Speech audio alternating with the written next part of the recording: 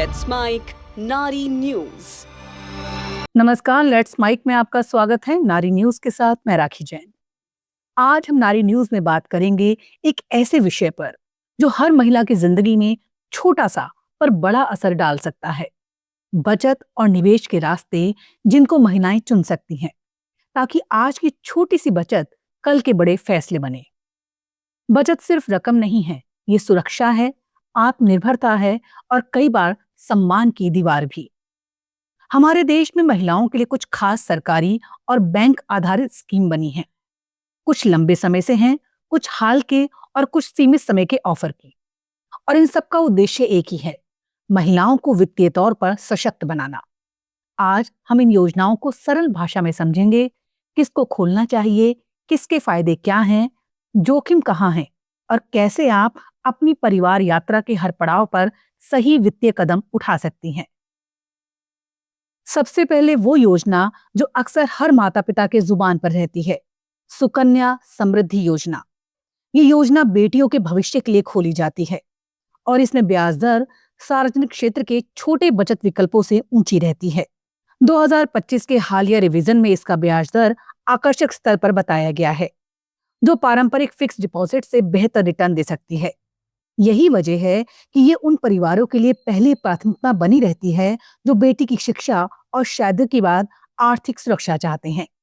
दूसरी बड़ी जगह जहां महिलाओं की बचत प्रवर्तन पर जोर दिया गया है, वो है पोस्ट ऑफिस और बैंकिंग जनरल सेवाएं, जैसे प्रधानमंत्री जन धन योजना के जरिए मिलने वाले बैंक अकाउंट और डेबिट कार्ड, जो विशेष रूप से ग्रामीण और अर्ध शहरी महिलाओं को बैंकिंग नेटवर्क से जोड़ते हैं। पीएमजेडीवाई के आंकड़ों में भी महिलाओं की हिस्सेदारी बढ़ती दिखाई देती है। उदाहरण के तौर पर सरकारी आंकड़ों के मुताबिक अब जनधन खातों के एक बड़े हिस्से में महिलाएं शामिल हैं और इस तरह की वित्तीय पहुंच महिलाओं को साधारण बचत, बीमा और पेंशन जैसे उत्पादों तक ले जाती हैं। यही नहीं, जनधन के माध्यम से महिलाओं को छोटे छोटे डायरेक्ट बेनिफिट्स और सामाजिक सुरक्षा योजनाओं का लाभ भी मिलने लगता है। तीसरी बड़ी पहल है जो हाल के 2-3 सालों में खास चर्चा में रही, महिला सम्मान सेविंग्स सर्टिफिकेट जैसी स्कीमें, जिन्हें महिला निवेशकों के लिए सीमित अवधि के लिए पेश किया गया था, जिनमें अक्सर फिक्स रिटर्न और लघु अवधि की शर्तें रखी जाती हैं ताकि महिलाएं, खासकर जो इनकम सोर्स सीमित हैं, छोटे समय में बचत कर सकें और जरूरत पड़ने पर रकम तक सरल पहुंच मिले। कुछ ऐसी स्कीमों की समय सीमा समाप्ति के बाद भी निकासी और इस्तेमाल सुविधा में सुधार किए गए हैं ताकि खाताधारकों को बैंक या पोस्ट ऑफिस के बाहर भी इलेक्ट्रॉनिक ट्रांसफर आदि का विकल्प मिले। ये सुविधा महिलाओं का आर्थिक लचीलापन बढ़ाने में मदद करती है। चौथी बात जो जरूरी है वो है स्थानीय स्तर पर चलने वाले महिला केंद्रित मॉडल, जैसे लखपति दीदी इनिशिएटिव। तो कुछ राज्यों में SHG यानी सेल्फ हेल्प ग्रुप के जरिए महिलाओं की इनकम जनरेशन और बचत को एक रूप देता है। ओडिशा में इस पहल के तहत कई महिलाओं ने सालाना आय बढ़ाकर स्वयं को आर्थिक रूप से मजबूत किया है। ये दिखाता है कि केवल व्यक्तिगत बचत ही नहीं, सामूहिक बचत और लोन मॉडल भी महिलाओं को संपन्न बना सकते हैं, उनमें निवेश की आदत डाल सकते हैं। इस तरह के मॉडल ये भी दिखाते हैं कि महिलाओं की वित्तीय सशक्तिकरण के लिए बैंकिंग नीति के साथ साथ राज्य स्तरीय सपोर्ट और समुदाय आधारित पहलें भी अनिवार्य है। अब बात करते हैं व्यवहारिक सलाह की। यदि आप एक कामकाजी महिला हैं या गृहिणी जो घर परिवार संभालते हुए बचत शुरू करना चाहती हैं, तो सबसे पहले एक बैंकिंग खाता होना अनिवार्य समझिए और जनधन जैसे खुले खाते का फायदा उठाइए। इससे छोटे छोटे बचत के साथ साथ सरकारी लाभ सीधे आपके खाते में पहुंचेंगे और आप घरेलू अर्थव्यवस्था के छोटे झटकों का सामना बेहतर ढंग से कर पाएंगी। खाता खुलवाने के बाद अगला कदम होता है अपने लक्ष्य तय करना। क्या आप बच्चे की पढ़ाई बचा रही हैं, रिटायरमेंट के लिए जमा कर रही हैं या घर में किसी बड़ी जरूरत के लिए निधि जमा करना चाहती हैं? लक्ष्य तय करना इसलिए जरूरी है क्योंकि हर स्कीम की अवधि और तरलता अलग होती है। सुकन्या समृद्धि जैसी योजनाएं दीर्घकालिक लक्ष्यों के लिए बेहतरीन हैं, जबकि महिला सम्मान जैसी सीमित समय सर्टिफिकेट छोटे मध्यम लक्ष्य के लिए उपयोगी हो सकते हैं। बचत का अगला महत्वपूर्ण पहलू है ब्याज और कर का असर।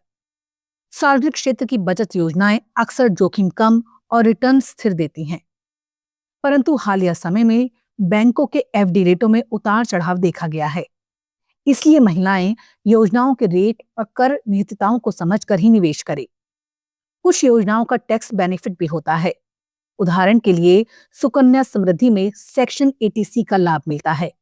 ये बात निवेश निर्णय को और असरदार बनाती है।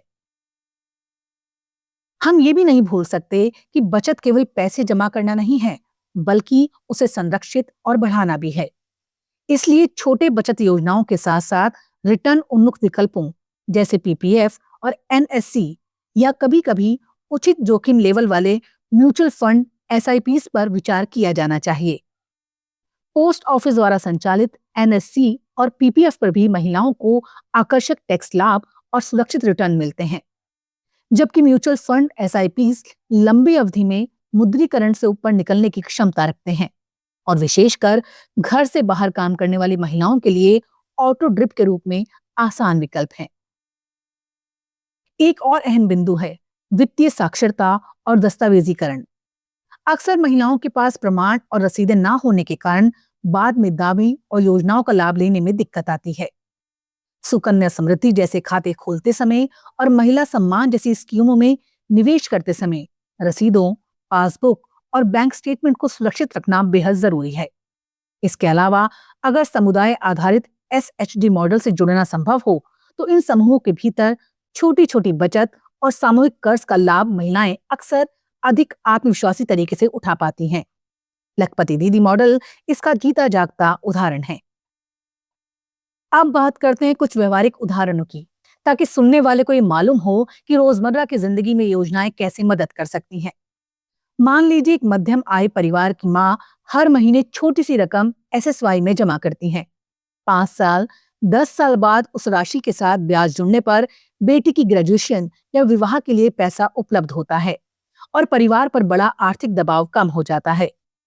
दूसरी तरफ एसएचजी के जरिए सामूहिक बचत कर रही महिलाएं छोटे व्यवसायों में निवेश कर आय का एक स्थायी स्रोत बना लेती हैं। यही लखपति दीदी कार्यक्रम का मूल मंत्र भी है, जहां सामूहिक क्रेडिट और मार्केटिंग लिंकिंग द्वारा महिलाओं की कमाई और बचत दोनों बढ़ाई जाती हैं। कभी कभी बचत के साथ ऋण व सहायता भी जरूरी होती है। महिलाओं के लिए सस्ती दरों पर माइक्रो लोन और एसएचजी लिंक्ड क्रेडिट व्यवस्था उपलब्ध है, जो अचानक आपातकाल में काम आती है। पर ध्यान रखें कि कर्ज लेते समय ब्याज दर, भुगतान की शर्तें और सुरक्षा के उपाय स्पष्ट हों, क्योंकि गलत कर्ज महिलाओं की बचत को धीरे धीरे निकल सकता है। इसलिए बचत और क्रेडिट दोनों का संतुलन बनाकर रखें। बचत की आदत सिर्फ आर्थिक सुरक्षा ही नहीं देती, बल्कि आत्मसम्मान और निर्णय स्वतंत्रता भी लाती है। जब एक महिला अपनी छोटी छोटी बचत के जरिए अचानक बड़ी जरूरतों से निपटने में सक्षम होती है, तो उसके परिवार और समाज में उसकी आवाज का वजन बढ़ता है। इसीलिए नारी न्यूज का संदेश साफ है, आज आप छोटे छोटे कदम उठाइए, क्योंकि कल यही कदम आपको एक मजबूत, सम्मानित और वित्तीय रूप से स्वतंत्रता देंगे। नारी न्यूज में आज के लिए बस इतना ही। अगली बार फिर मिलेंगे एक नए विषय के साथ। तब तक के लिए देखते रहिए, सुनते रहिए लेट्स माइक। नमस्कार। आप सुन रहे थे let's mike more than radio. Follow कीजिए हमें हमारे सोशल मीडिया प्लेटफॉर्म्स पर। It's time for news. It's time for more than radio. Presenting the first radio news app, Let's Mic. Let's Mic, a news-based app on your phone where you get to watch and listen news, talk shows, interviews, radio show podcasts. On Let's Mic, you get all relevant information of TV, print, radio, podcast, and digital. Let's Mic talks about every segment of life.